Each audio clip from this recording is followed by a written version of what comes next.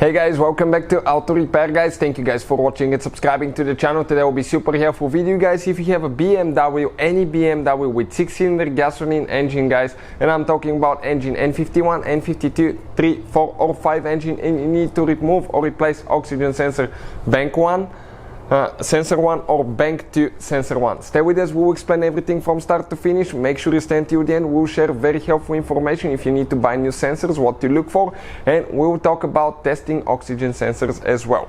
Now, let me guys tell you one thing. Every single car we get at the shop, we make at least 200 free repair videos. Why we do that? Because our mission at the shop here is to save you as much money as we can. All we need guys in return, please subscribe to the channel and like the video. That way we can keep providing this free information. Also, if you need to buy new oxygen sensors, parts, special tools that we'll be using, all that we'll share the links in the description of the video below for your convenience, so please check it out guys. That way if you need something you can find it guys, and you can see where we get everything for our cars as well. So before we start, this is guys N52 gasoline engine, but even if you have, as I said, 1, 2, 3 or N55 engine, it will apply to all of these. You will have 2 upstream oxygen sensors and you will have 2 downstream oxygen sensors. In today's video we will cover the upstream oxygen sensors. So before we start, if you guys have a BMW or any other car, check out this channel, Electrical Car Repair Live. This is our second channel guys, and we have so much helpful information that can save you thousands of dollars in repairs, and we have helped millions of people guys. So that being said, okay, we will remove the upper engine cover. So we'll just remove the cover and we'll show you what to look for now. Guys, that 6-cylinder engine, okay, the engine computer treats it like having 2 different engines. Let's say the other cars, you know how they have a V6 engine, the BMW uses a straight 6 engine, but it actually uses cylinder number 1, 2 and 3. Okay, it knows them as bank 1, and cylinder 4, 5 and 6 is bank 2, like having 2 different cylinder heads even though it's 1. And the upstream oxygen sensor for cylinder 1, 2 and 3, if you look, it's down there guys, and this is upstream oxygen sensor bank 1 sensor 1. The bank 2 sensor 1 guys is for cylinder number 4, 5 and 6, and it will be on the exhaust manifold for cylinder 4, 5 and 6. So check it out right there guys. Now usually for bank 2 sensor 1 you will not be able to see due to the fact that you will have this metal plate. It will be stuck right there guys. I will not be able to get it all the way in, but it will look kind of like that and you won't be able to see it at first. But what you will need to do, you need to remove that plate if you need to remove bank 2 sensor 1. If you just need to remove bank 1 sensor 1, you don't need to remove that plate. But if you need to remove that plate, it has 2 bolts on the bottom side. The plate will be like that. You have a bolt right here and 1 bolt over there. And if you look guys, okay, the bolts, they look just like that, and you need a reverse torque socket, and we'll have the link to the tool in the description of the video below, so please check it out. Next, we need to disconnect the wiring harness.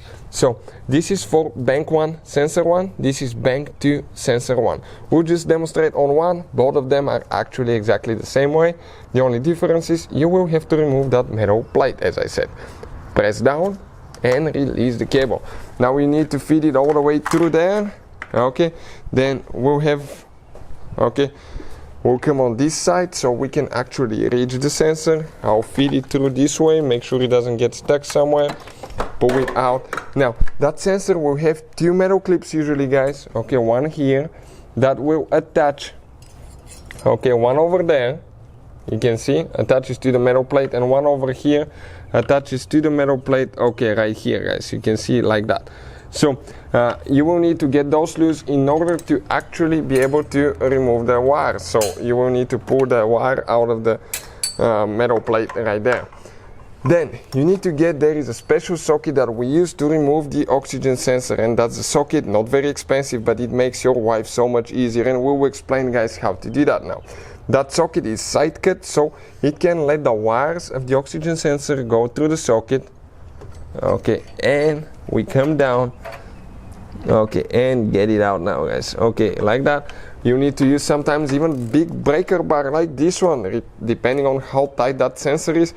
If you have coolant overflow tank, be careful not to break it when that thing comes loose. The moment the sensor comes loose guys, your able to turn it by hand most of the times, unless it's really stuck. So that's what we'll be doing now. We'll just go ahead and pull it out. Okay, let's just go ahead, unscrew it the whole time.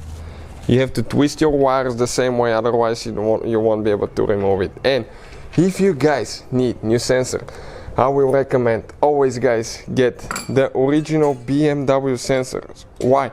Because aftermarket ones, we used them in the past and we experienced increased fuel economy. The engine wasn't working as it should, and we got engine light on soon after we replaced them. So since then, I'm always using the original oxygen sensors, and if you need to buy some, I'll put the link in the description of the video below and see where you can get them for your engine. Another thing, guys, we have a video that explains how to test oxygen sensor on BMW and how to find out if it's good or bad, and we'll put the link in the description of the video below to that video so you can test yours and find out if it's working or not. That way you don't need to waste money on a new sensor. So hopefully the video will be helpful. Thank you for watching and see you guys next time.